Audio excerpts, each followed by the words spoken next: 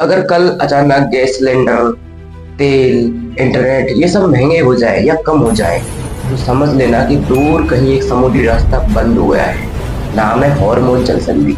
दुनिया की खतरनाक जंग कभी कभी मिसाइलों से नहीं लड़ी जाती, वह जंग कभी कभी रास्ते बंद करके भी लड़ी जा सकती है। ईरान ने सीधे युद्ध की जगह दुनिया की अर्थव्यवस्था की सांस पकड़ने का काम किया है। हॉर्मोज, स्ट्रेट ऑफ हॉर्मोज एक पतला सा समुद्री रास्ता है, लेकिन दुनिया की लगभग आधी से ज्यादा इकोनॉमी यहीं से होकर गुजरती है। भारत के लिए यह एक समुद्री एक पतला सा रास्ता हो सकता है, लेकिन भारत के लिए गैस और तेल के लिए यही समुद्री रास्ता भारत के रसोई घर तक आता है।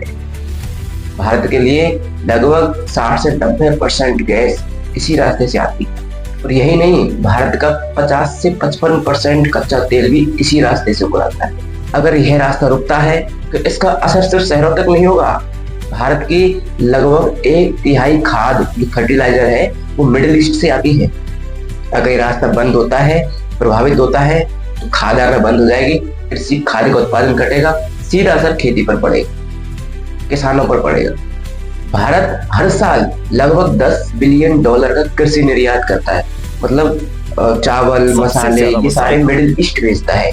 अगर वो रास्ता बंद हुआ तो भारत कृषि निर्यात नहीं कर सकेगा, भारत की अर्थव्यवस्था पर तगड़ा इफेक्ट पड़ेगा। और बहुत कम लोग जानते हैं कि भारत का लगभग 30% इंटरनेट ट्रैफिक हॉर्मोज जल संधि के नीचे बिछी फाइबर केबल्स के जरिए भारत में आता है। मतलब भारत का 30% इंटरनेट तो स्टेट ऑफ हॉर्मोज से आता है। अगर वो रुकता है, प्रभावित होता है, तो बैंकिंग सेक्टर और क्लाउड सर्विसेज भी प्रभावित होंगी। दुनिया की बड़ी बड़ी जंग कभी कभी मिसाइलों से, ड्रोन, फाइटर जेट से नहीं लड़ी जाती, रणनीतिक और राजनीतिक तरीके से लड़ी जाती।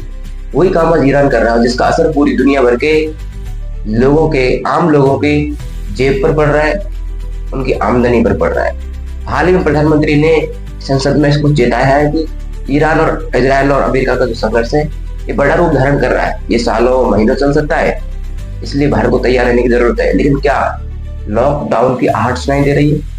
क्या लॉकडाउन हो सकता है? प्रधानमंत्री ने कहा है कि कोविड-19 जैसी हालात वापस आ सकती हैं, तो हमें धैर्य रखना होगा, समझदारी से, सावधानी से काम लेना होगा।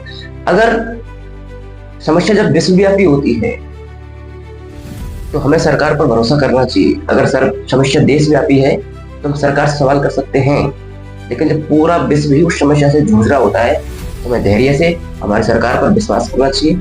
वो जो भी करेगी हमारी भलाई के लिए करेगी, अच्छाई के लिए करेगी।